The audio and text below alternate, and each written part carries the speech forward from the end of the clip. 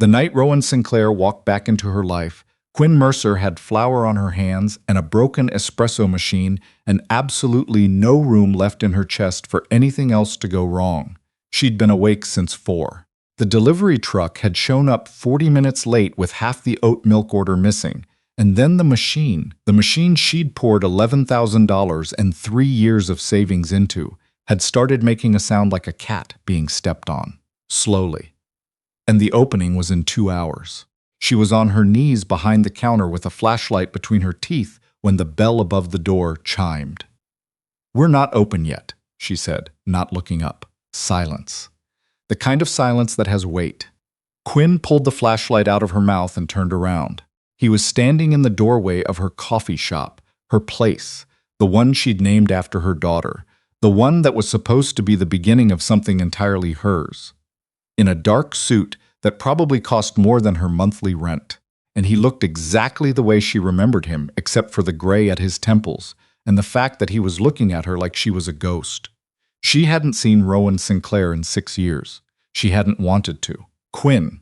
His voice was the same. That was the worst part, that his voice still had the same low, unhurried quality, like he had all the time in the world. She stood up slowly. She was aware of the flour on her hands. She was aware of the fact that she hadn't slept properly in 3 days. She was aware of approximately 900 things she should say, starting with "get out" and ending somewhere around "how dare you." What she said was, "How did you find me?" He stepped inside. He moved the way he always had, like a room rearranged itself around him, without knowing it was doing it. "I wasn't looking. I was getting coffee. There are 400 coffee shops in this city." "I know." He looked around at the exposed brick, the chalkboard menu she'd hand-lettered herself at 2 in the morning, the small framed photo of Nessa above the register, Quinn's daughter, 6 years old now, grinning with a gap in her front teeth. His eyes stopped there. "I didn't know this was yours." "Sure," Quinn said. She turned back to the machine. She had to. If she kept looking at him, she was going to do something she regretted, and she was running out of mourning for regrets. "You still do that," Rowan said. "Do what?" "Turn your back on things you don't want to deal with." She set the flashlight down on the counter, very carefully. "You showed up uninvited to my place of business before 7 in the morning, and you're going to lecture me about avoidance." He was quiet. In the mirror behind the shelves, she could see his reflection, hands in his pockets, watching her with that same still expression she'd never been able to read. 6 years ago, she'd thought that stillness was calm. Later, she understood it was control. The two things looked the same until they didn't. "I should go," he said. "Yes." He didn't move. Quinn turned around again. "What do you actually want, Rowan?" "I wanted a cup of coffee." "You want something." He looked at her for a long moment. "I wanted to make sure you were okay. I've been okay for 6 years without your help. I know that." Something shifted in his face, just barely. "I know that, Quinn." She pointed at the door. "Go." He went. She stood behind her counter in the too quiet of her not-yet-open coffee shop and listened to his footsteps fade, and then she put her forehead down on the cool marble counter and breathed. She had 2 hours until the opening. She had a broken machine and half the orders she needed, and a daughter who was being dropped off by her mom at 9:30 and would want to see the place all decorated and ready. She didn't have time for this. She never had time for this. That was what she'd told herself for 6 years, and for 6 years it had worked fine. Quinn had met Rowan Sinclair when she was 26 and working a second job at a catering company to pay off what she still owed on her culinary certification. He'd been 31, a name she'd only half recognized, something in finance or real estate or one of those words that meant money and a lot of it. He'd come to a private event she'd worked with 2 other servers, and he'd been the only guest who'd bothered to learn their names. She hadn't been looking for anything. She'd been tired and practical and firmly committed to the plan she'd made for herself. Save enough, open something small, build it up from the ground. But Rowan had asked her questions, not the kind people ask to fill silence, the kind that meant he was actually listening to the answers. And he'd laughed at something she said, a real laugh, and she'd thought, okay, maybe just dinner. Dinner became 4 months that felt, in retrospect, like something lit from inside. He was careful with her in ways she hadn't expected, remembered the things she mentioned once in passing, showed up when he said he would. She'd thought that meant she could trust him. She'd found out she was pregnant on a Thursday. She'd called him on Friday. He'd answered on the third ring, and she could hear noise in the background, people, music, somewhere she wasn't, and she'd told him clearly, without making it complicated, because that was who she was. He'd been quiet for a long time. Then he'd said, "I can't do this, Quinn." And then, more quietly, like he was sorry about it. "I thought you knew what this was." She hadn't, it turned out. She hadn't known at all. He'd offered money. She'd said no. He'd said he understood. She'd hung up and sat on the bathroom floor of her apartment for a long time, and then she'd gotten up and started making a different plan. She was good at plans. Nessa was 6.5 and had opinions about everything, including, currently, the name of the coffee shop. "It's just Nessa's," she said, standing in front of the window sign the morning of the soft opening, hands on her hips. "That's not really a name. It's your name," Quinn said. "I know, but it doesn't say what it is. It doesn't say it's a coffee shop. The giant espresso cup painted on the window might hint at that." Nessa considered the espresso cup. "I think it looks like a soup bowl." Quinn's mother, Carol, came up behind them with a tray of sample cups. "She has a point. Could go either way. You are both uninvited from the soft opening," Quinn said. Nessa took a sample cup and peered into it seriously. "Is this the oat milk one?" "Yes." "Okay, it's good." She said it like a verdict. "You should keep the name." Quinn put a hand on her daughter's head. Nessa leaned into it for exactly 1 second before wriggling away to go investigate the pastry case. And Quinn watched her go and felt the complicated, overwhelming thing she always felt. That particular mix of "I did this, and I would do anything, and please just let it be enough." The opening went well. Not perfectly. The machine worked but complained about it, and she ran out of the brown butter croissants by 10. But people came, and they stayed, and 2 of them asked for her card, and one woman said it was the best latte she'd had in this city. And Quinn had smiled and said thank you and then gone in the back and cried a little, quietly, into a dish towel. She didn't tell anyone about Rowan, not even her mother. She told herself it didn't matter. He'd been there by accident. He wouldn't come back. He came back on Tuesday. She saw him through the window before he came in, standing on the sidewalk outside, looking up at the sign. He was in a different suit, charcoal this time, no tie, and he stood there long enough that she had time to consider her options. She could lock the door. She could go to the back. She could pretend to be very busy. She was, in fact, very busy. He came in anyway. "I'd like a coffee," he said at the counter, like he hadn't been standing outside for 5 full minutes making a decision. "You'd like a lot of things," Quinn said. "Cappuccino or americano?" "Americano." She made it. She set it in front of him. He paid without being asked and sat at the window table and opened something on his phone and stayed for 45 minutes without talking to her. When he left, he said, "It's good. The coffee." "I know," she said. "He came back Thursday. He came back Saturday. He didn't push. He didn't try to explain or make it into something. He just showed up and ordered coffee and sat in the window and left, every time, before the late morning rush got heavy."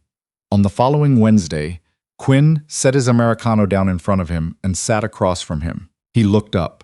"Why are you coming back?" she said. He wrapped both hands around the cup. He had good hands.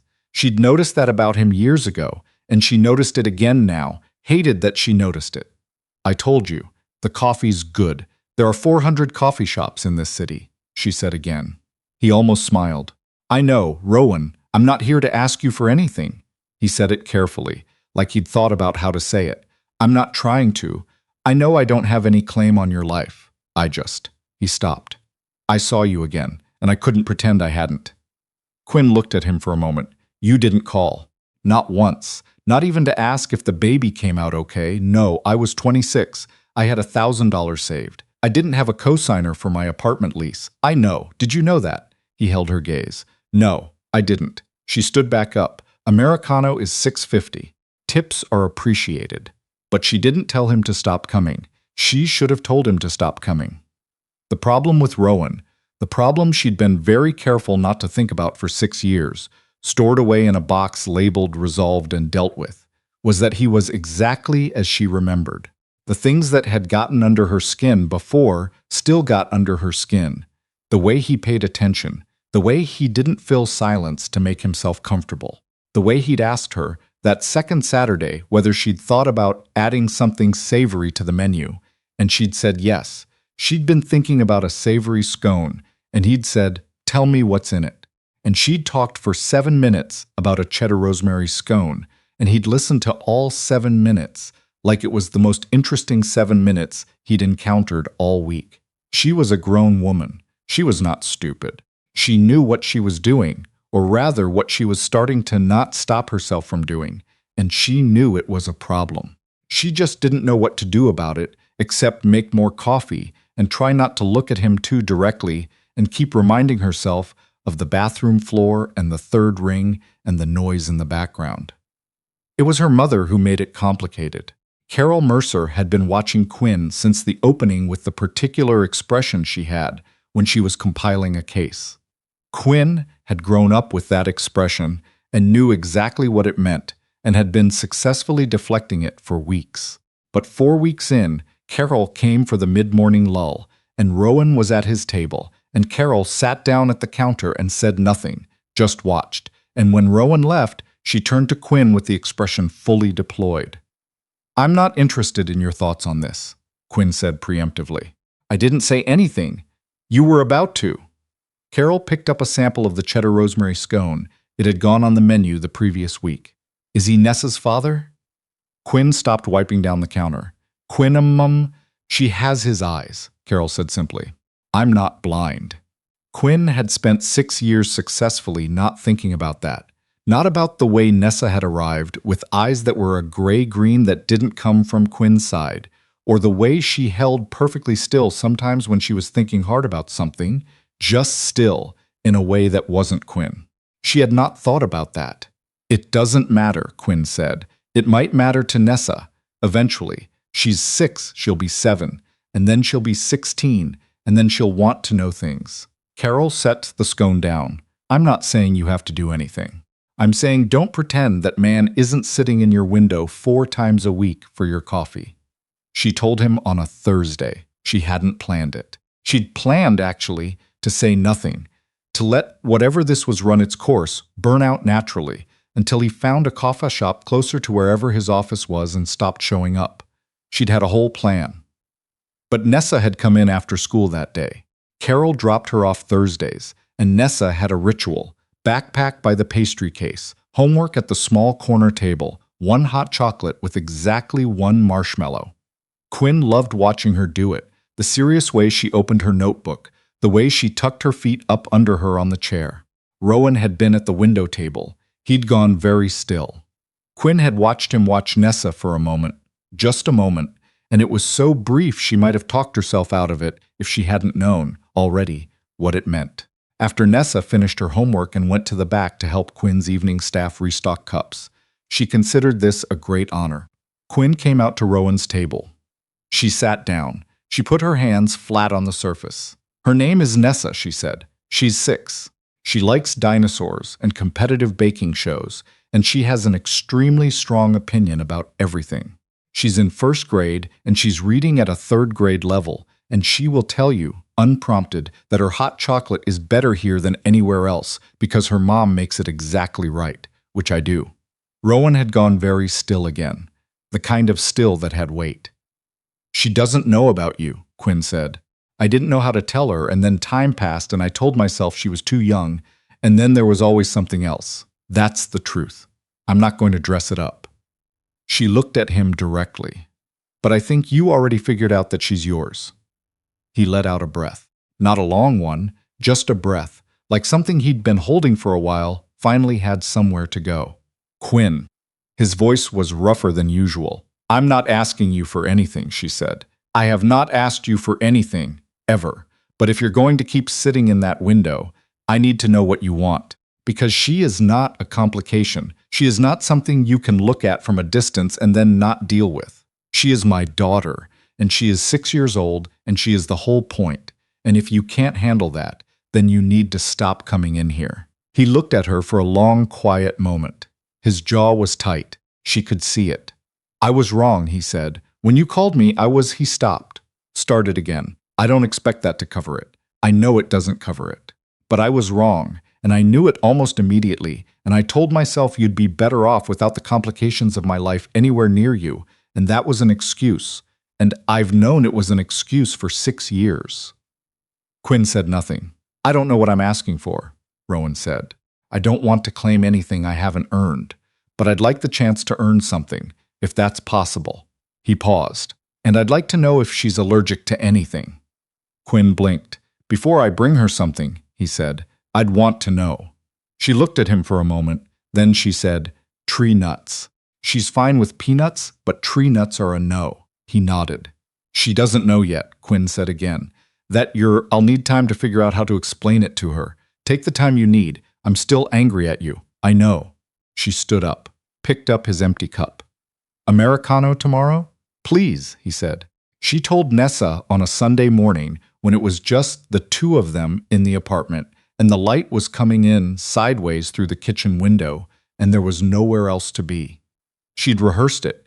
She'd thought about it for 2 weeks, turned it over at night, when she couldn't sleep, tried it different ways. In the end, she just sat down next to her daughter at the kitchen table and said, There's something I want to tell you about your dad. Nessa looked up from the cereal she was pushing around. She had Quinn's coloring, dark hair, pale skin, but those gray-green eyes were wide and still and completely focused, and Quinn had learned over 6 years to just hold that gaze back.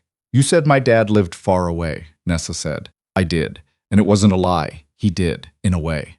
But he's been coming into the shop, and I think it might be time for you to meet him if you want to. It's up to you. I want it to be up to you. Nessa was quiet for a moment. She had that total stillness thing, the thinking thing. Is he nice? Quinn thought about it honestly. I think he's trying to be. I think he made mistakes, and I think he knows it. Did he hurt you? Quinn's chest did something complicated. 6 years old, and that was her first question. Not in a way that left a mark, Quinn said carefully. He left when I needed help, and that was wrong. But he never hurt me on purpose. Nessa considered this with great seriousness. Does he like coffee? Quinn laughed, which she hadn't expected to do. Very much. Okay. Nessa went back to her cereal. I want to meet him. The first time Nessa met Rowan, Quinn stayed behind the counter. It had been her compromise with herself. She would not hover. She would not intercede. She would make coffee and let it happen or not happen. Because Nessa did not need to be managed, and Rowan needed to do this on his own. He arrived at 9:30 on a Saturday, 5 minutes early. He had with him, Quinn noticed, absolutely nothing. No toy, no gift, no obvious I brought you something gesture.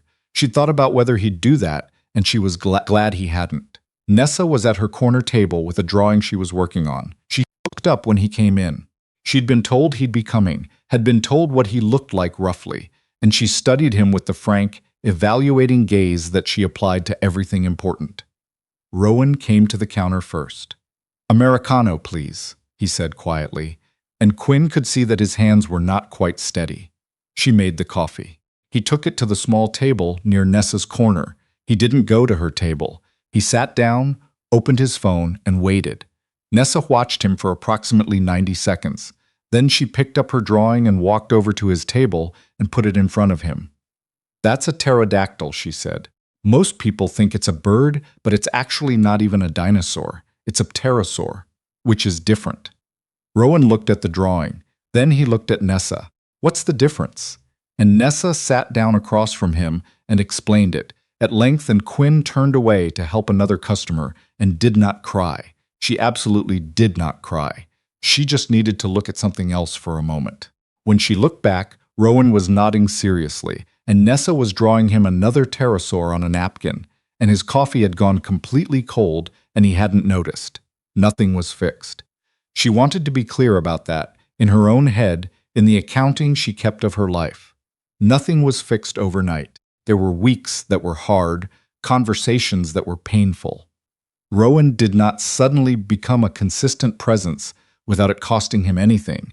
She watched him figure out what it meant to be reliable, watched him sometimes get it wrong and have to recalibrate. He told her, eventually, what he'd actually been doing for the 6 years she hadn't known where he was, running a private investment firm that had some very uncomplicated clients and some very complicated ones.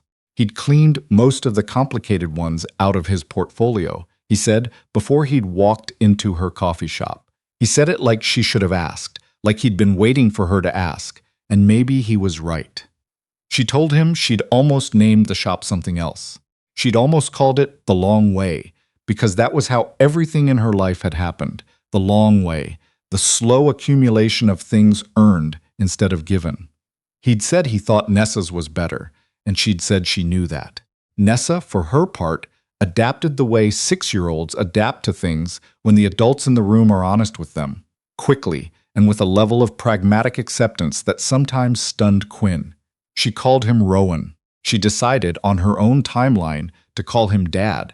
The first time she did it, she was telling him about pterosaurs again, and she said, "Dad, listen." The way she said "Mom, listen," like it was simply the word that meant person who is listening to me, which was, Quinn thought, maybe the most accurate definition she'd ever heard. There was a morning in early spring when Quinn was behind the counter, and Rowan was at his table, and Nessa was at her corner table, and the light came in through the window, and the place smelled like coffee and the rosemary scone. Quinn had put in the oven 20 minutes before, and a customer came in and looked at the three of them and said, "Oh, are you all together?" Quinn looked at Rowan. He looked back at her. Nessa didn't look up from her drawing. "Yes," Quinn said. She hadn't planned it. She hadn't rehearsed it. It came out of her like something that had been true for a while and just needed the right question. Rowan didn't say anything. He just looked at her with something in his face that she was finally willing to read for what it was. And when the customer moved on, Quinn turned back to the machine, and the machine, for once, didn't complain.